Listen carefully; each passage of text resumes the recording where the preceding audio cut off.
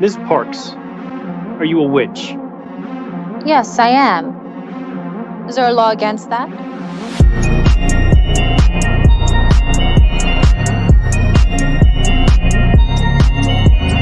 Control yourself!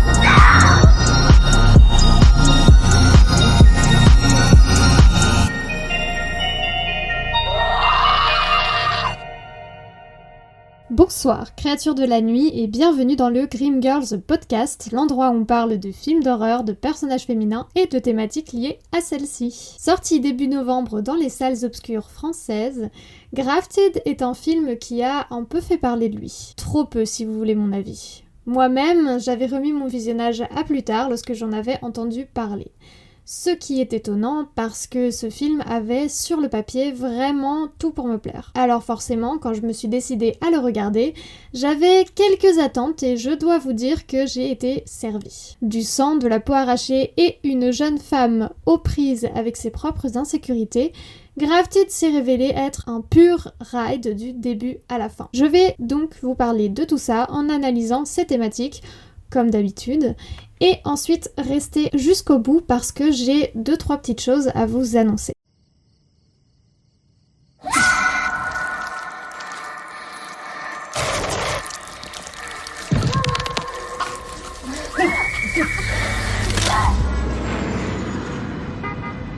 Hey! Wait! Come meet your cousin! I know, things have been hard lately. Don't worry. Everything's going to be okay. Your father's a scientist. Was. Think of the potential here. Burns victims, deformities. Oh my god. We could make people beautiful. Go home!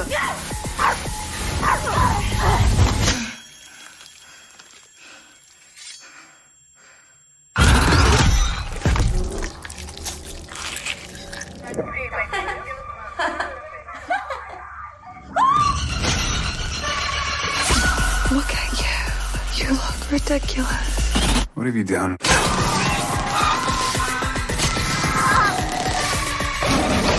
Everyone is going to love me.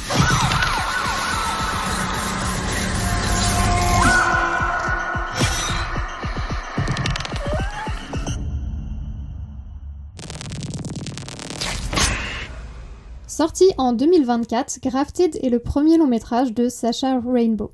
Avant ça, elle a réalisé quelques pubs, des clips musicaux et 2 courts-métrages documentaires, dont l'un d'eux, Kamali, a été nommé au BAFTA Awards pour le prix du meilleur court-métrage, ce qui est plutôt une belle reconnaissance pour son travail. Comme je le disais, Grafted c'est le premier long-métrage de Sasha Rainbow et c'est aussi son premier essai dans le genre horrifique.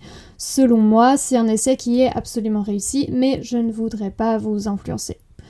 Ou peut-être un peu. Plus spécifiquement, Grafted, c'est un film de body horror assez gore, qui enchaîne pas mal de gros plans sur des bouts de peau ensanglantés. Il a souvent été comparé à The Substance à cause justement de ce body horror, ainsi que de son focus sur la thématique des normes de beauté. C'est d'ailleurs comme ça que j'en avais entendu parler, et du coup je m'attendais vraiment à ce que ce soit absolument frontal dans le récit.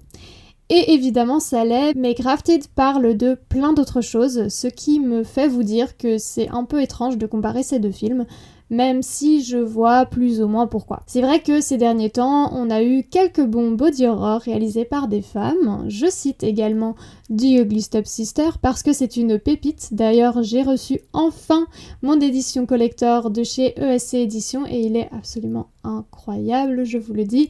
Si vous avez l'occasion de l'acheter, allez-y. Et du coup, forcément, on va avoir tendance à mettre The Substance, The Ugly Stepsister, Grafted et tout ce genre de films dans le même palier.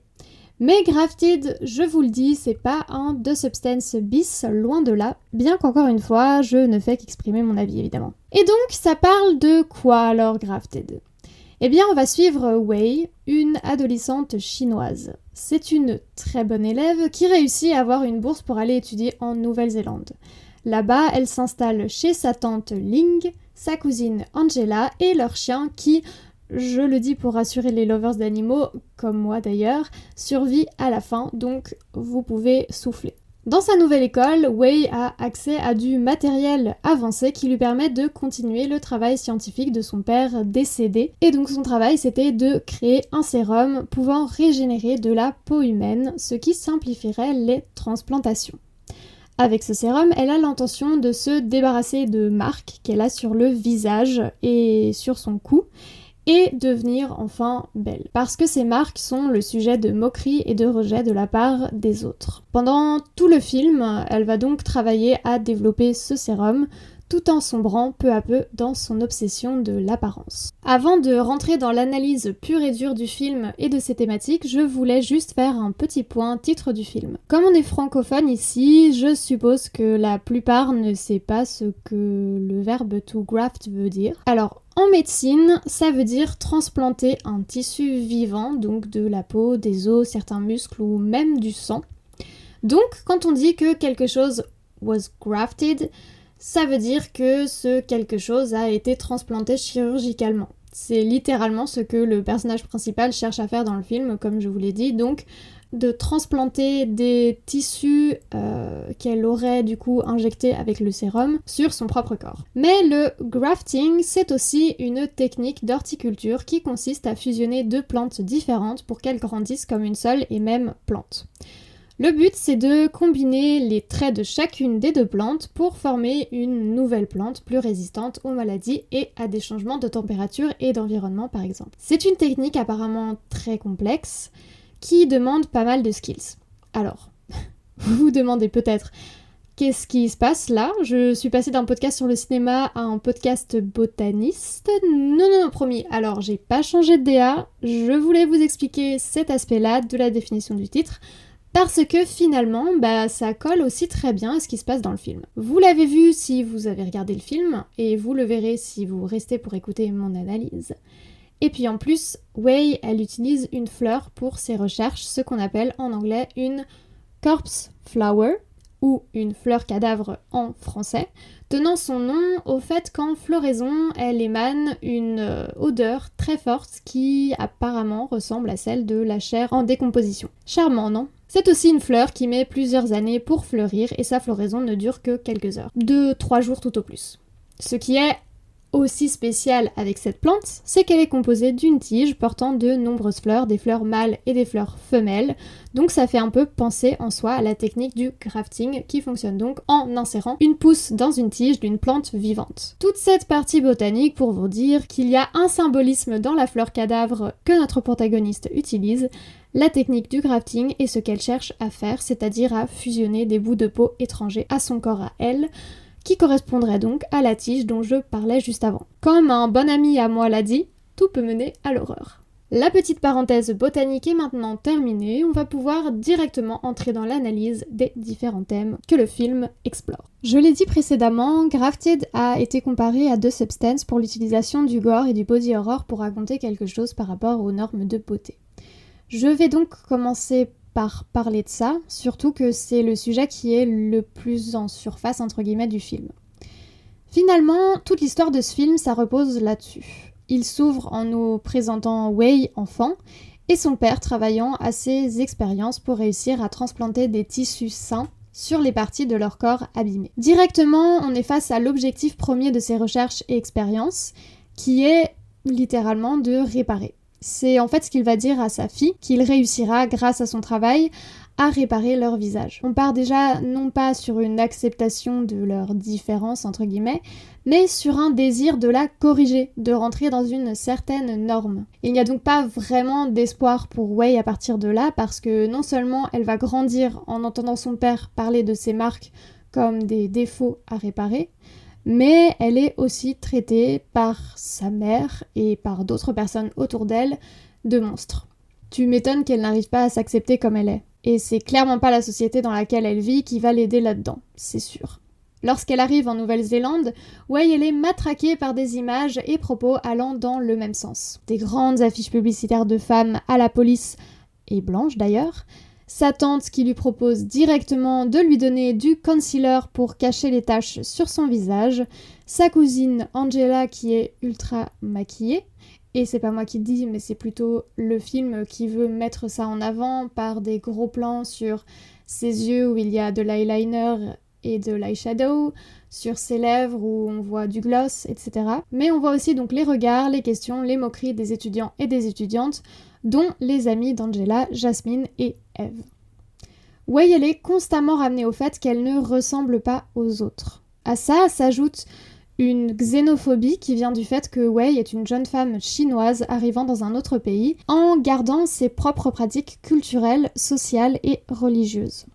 C'est un autre pan du film que je développerai un peu plus tard, mais je trouve qu'il fallait quand même que je le place ici parce que ça fait partie de son apparence en soi. Et donc le fait qu'elle ressent à chaque fois qu'elle est totalement différente, notamment des étudiantes de l'école dans laquelle elle se rend, eh bien ça va faire qu'elle ne va évidemment pas se sentir à sa place. Il y a plusieurs scènes où elle va mimer les filles qu'elle voit, que ce soit dans leur rire, que ce soit dans leur gestuelle, pour essayer tant bien que mal de fit in, de s'intégrer et d'être comme les autres. Sauf que évidemment, ça ne fonctionnera pas vraiment. Finalement, la seule personne qui ne voit pas ce qu'elle a sur le visage comme quelque chose à cacher, c'est John.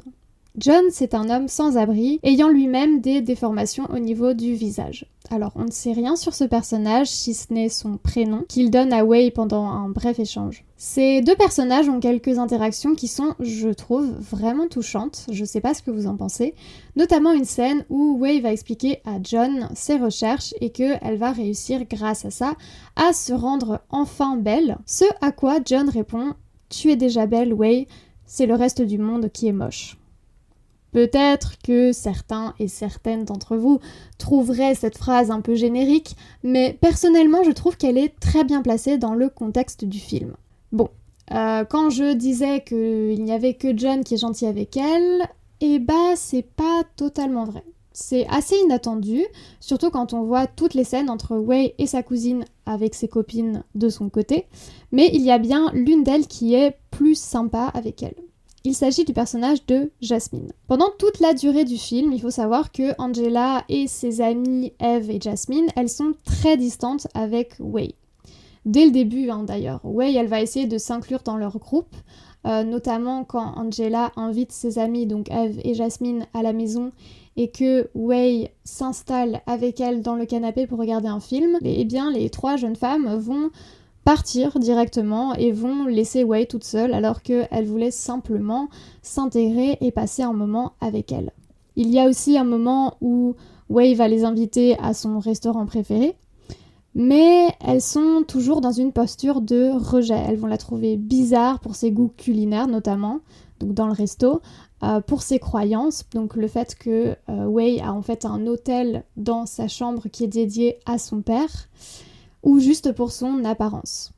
Mais on a une scène où Wei va croiser Jasmine seule dans un bus, et là, puisqu'elle est seule, on imagine, eh bien Jasmine, elle va être beaucoup plus gentille envers Wei, notamment en lui proposant de s'asseoir à côté d'elle, en partageant sa musique avec elle, et également en l'encourageant à enlever l'écharpe qu'elle porte toujours autour du cou pour cacher ses marques.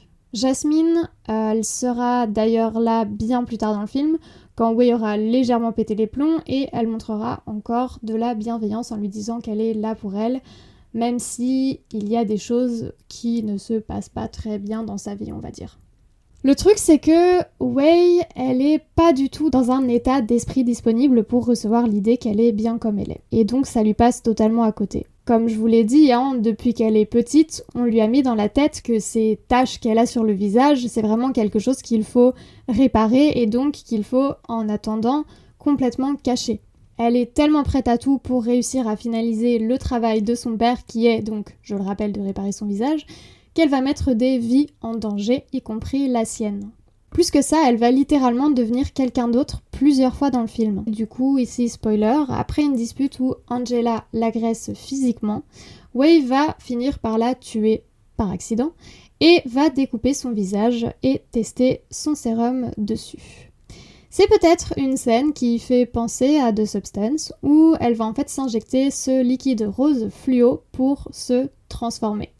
Et le truc, c'est que ça marche pendant un temps. C'est-à-dire que c'est quelque chose qu'elle va faire donc d'abord en prenant le visage de sa cousine Angela.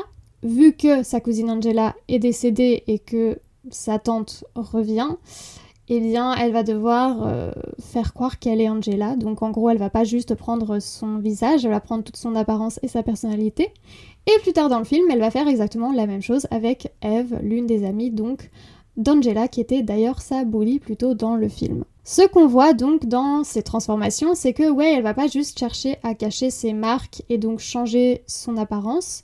C'est vraiment juste ça à quoi je m'attendais, mais non, en fait, elle va littéralement devenir quelqu'un d'autre en fait. Elle va pas juste effacer entre guillemets les taches qu'elle a sur le visage et sur le cou, non, elle va totalement devenir quelqu'un d'autre, elle va arrêter d'être Wei.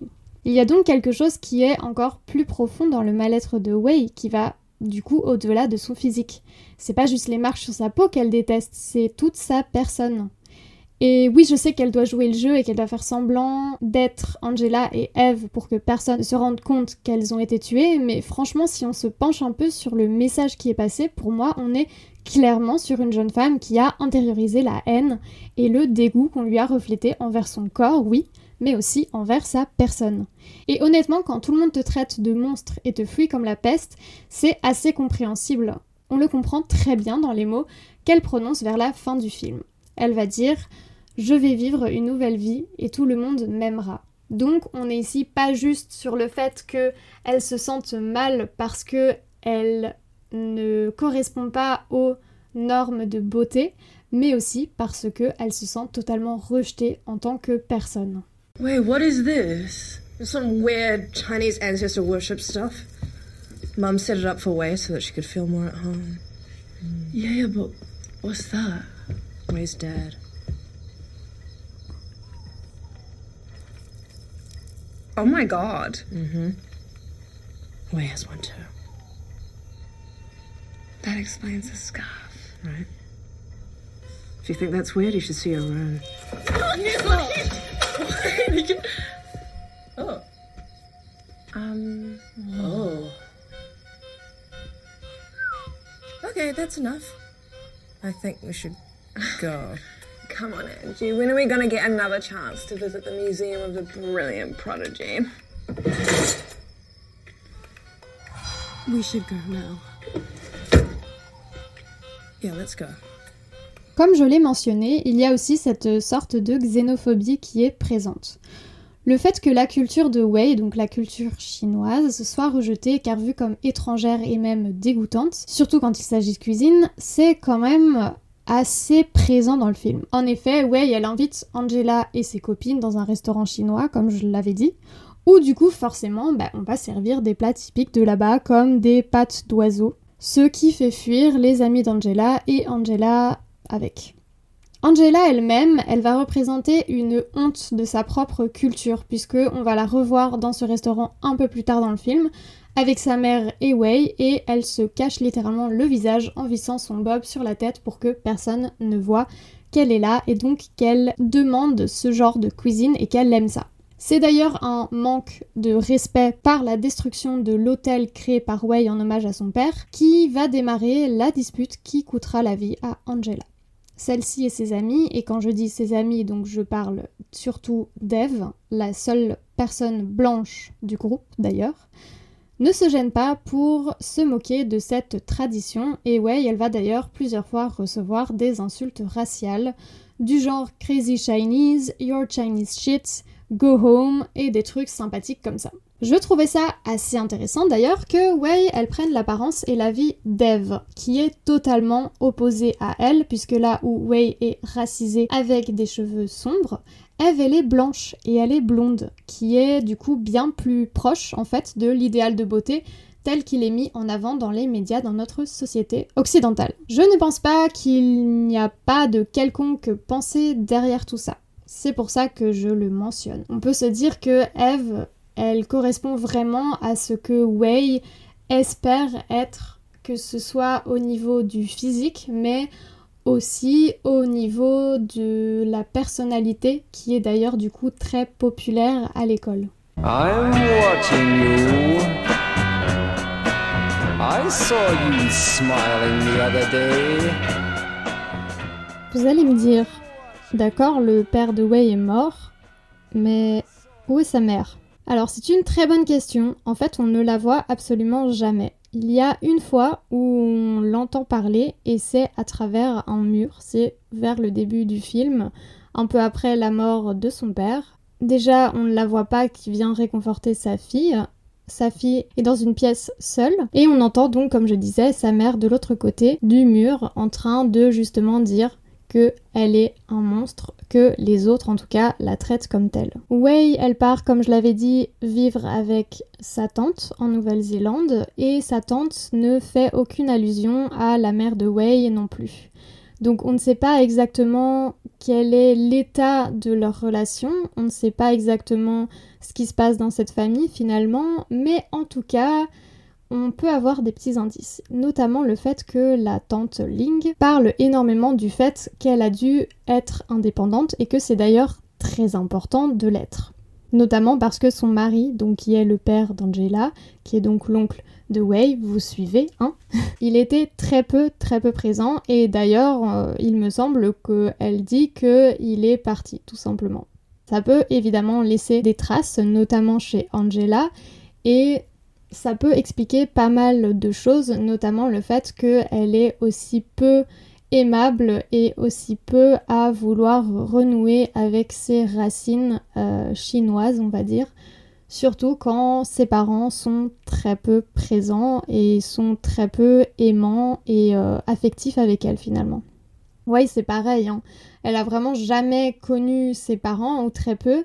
Son père est mort quand elle était très jeune, et sa mère, on comprend bien qu'elle n'était pas vraiment là non plus.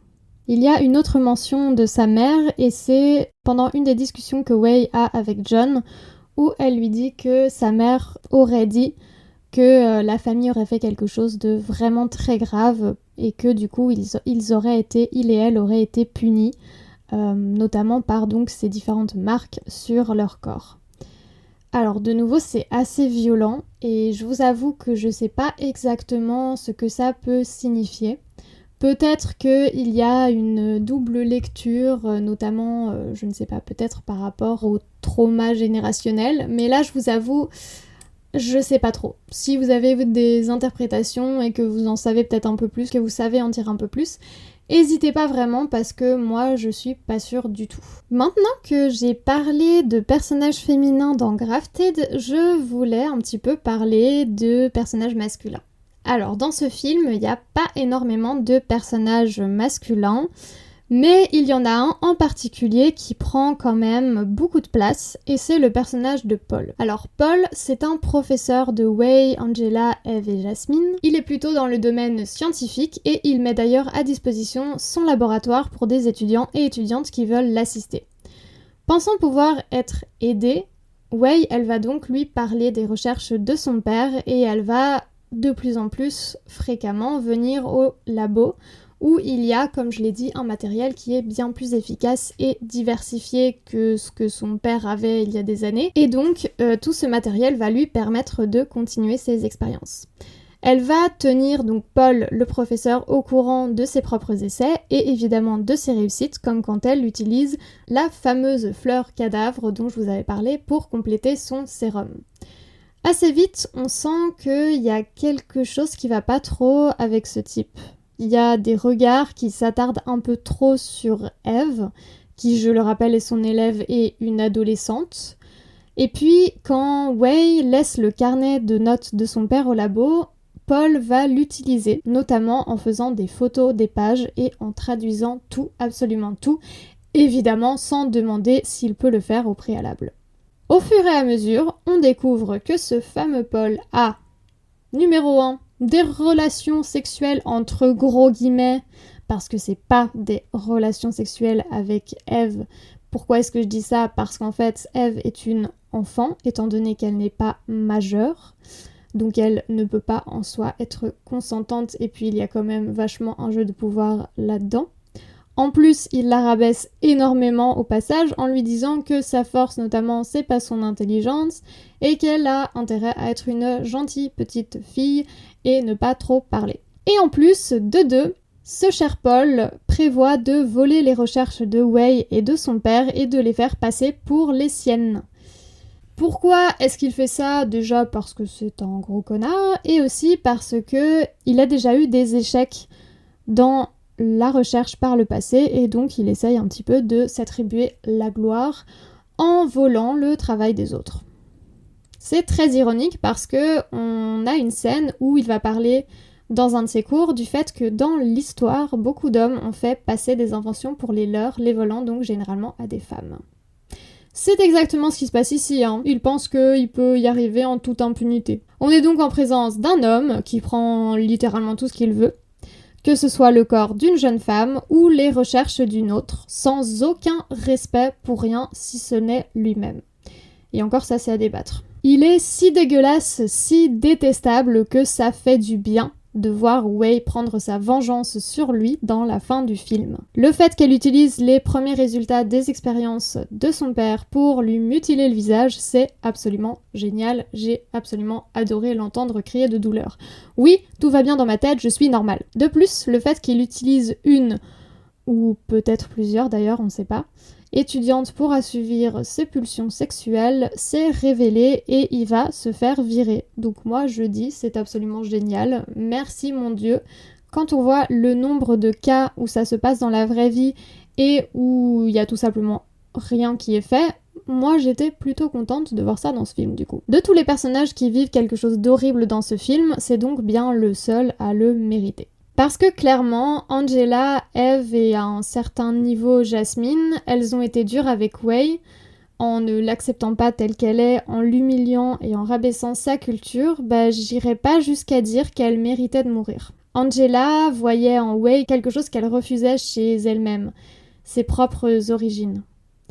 Eve, elle, était complètement matrixée par les normes de beauté qui l'ont poussée à se moquer de l'apparence de Wei, et elle la détestait également par jalousie parce que Wei passait beaucoup de temps avec Paul vu qu'elle allait souvent au labo. Wei, elle avait des raisons de les tuer, bien que le meurtre d'Angela ne soit pas prémédité et que ce soit un accident, comparé à celui d'Eve où là clairement elle l'a fait, je vais pas dire en toute conscience parce qu'elle avait l'air d'avoir pété un peu un câble, mais en tout cas elle avait l'air plus présente quand elle l'a fait. Quant à la fin de Wei, elle est évidemment hyper tragique. Elle arrive à échapper à la justice, mais ça ne veut pas dire qu'elle finit sans séquelles. Au contraire, elle se transforme littéralement en ses propres peurs, elle devient le monstre dont les autres la traitaient en fusionnant accidentellement son corps à celui de John, quand sa fiole de substance les asperge. Elle qui voulait une nouvelle vie grâce à ce sérum, elle perd totalement cette chance en étant totalement détruite, physiquement et identitairement, n'étant plus du tout la jeune femme qu'elle était, mais une espèce de masse difforme accolée au corps de quelqu'un d'autre. Le fait qu'à la fin du film, Wei perd totalement son identité et son corps du coup parce qu'il est fusionné littéralement avec le corps de quelqu'un d'autre, c'est vraiment le côté extrême et le résultat extrême de ce qu'elle faisait pendant tout le film. Donc quand elle prenait d'abord l'apparence de Angela en prenant son visage et ensuite pareil avec Eve. Et donc à ce moment-là, on se dit que c'est clairement l'intention de la réalisatrice de critiquer ça et de montrer à quel point c'est dangereux finalement d'essayer de changer son corps, de se changer complètement plutôt que de vivre avec elle-même. La fin de Grafted a donc en soi un peu un relent de The Substance. Les deux films se clôturent sur une transformation complètement over the top, vachement grotesque, bien que légèrement terrifiante, pour signifier la destruction d'un corps et d'une personne qui cherchait absolument à se rendre parfaite. On en comprend que vouloir atteindre des idéaux, qu'ils soient des injonctions aux normes de beauté, ou bien qu'ils soient de changer totalement de personnalité, pour être aimé, c'est pas une solution. Que ce genre de recherche est vain, parce qu'il finira par nous détruire complètement. Et quelque part, c'est vrai. Au lieu de chercher à entrer dans des cases, essayons de concentrer notre énergie à nous aimer tel que l'on est. Ce qui n'est pas facile, on s'entend. Mais au final, on sera toujours insatisfait et insatisfaite, alors autant accepter la personne que l'on est maintenant, avant que tout s'effondre. Grafted, c'est vraiment une pépite qui m'a énormément surprise. Je savais pas du tout à quoi m'attendre et j'ai vraiment passé un super moment devant ce film. Le gore, il est hyper jouissif, il y a pas tant de sang que ça, mais par contre au niveau bout de chair et de peau qui sont arrachés, là, je vous le dis que vous serez servis. C'est aussi un film qui veut véritablement nous transmettre quelque chose et qui utilise une mise en scène et des personnages très bien écrits et interprétés d'ailleurs pour le faire. Il s'agit d'un très bon body horror et un de mes coups de cœur de cette année, je vous avoue. Et voilà, c'est tout ce que je voulais dire sur Grafted. Attention, l'épisode n'est pas fini parce que j'ai quelques petits trucs à vous annoncer. J'ai le plaisir de vous dire que j'ai été accréditée pour le PIF, donc le Festival de films fantastiques de Paris, qui débute ce mercredi 10 et qui va jusqu'au 16. Je resterai donc à Paris pendant une semaine pour aller voir plein de films et pour vous en parler évidemment par la suite. Normalement, un épisode sortira le 22 et ensuite on enchaînera avec un dernier petit épisode avant de prendre une pause pour le mois de janvier. J'espère que vous allez bien. J'espère que vous prenez soin de vous et j'espère aussi pouvoir éventuellement croiser l'autre d'entre vous au PIF. Si jamais vous êtes là, n'hésitez pas à faire coucou. On se dit à tout bientôt pour un prochain film.